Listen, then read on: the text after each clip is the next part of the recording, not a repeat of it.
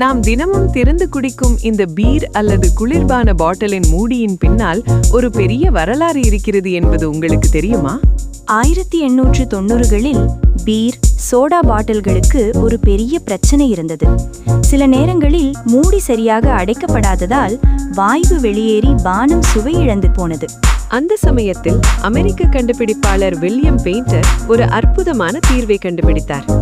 1892இல் அவர் உருவாக்கியதுதான் இன்று நம்முடைய தினசரி வாழ்க்கையிலே இருக்கும் கிரவுன் கார்க் பாட்டில் மூடி.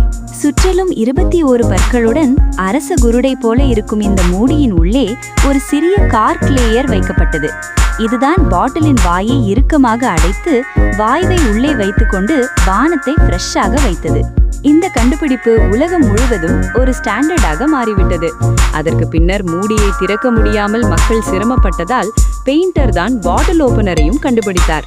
இன்று உள்ளே இருக்கும் கார்க் லேயர் பிளாஸ்டிக் லைனராக மாறிவிட்டாலும் வடிவம் என்னவோ அசல் 1892 வடிவமே. ஒரு சிறிய உலோக வளையம் கூட இன்று உலக பான தொழிலையே மாற்றிவிட்டது.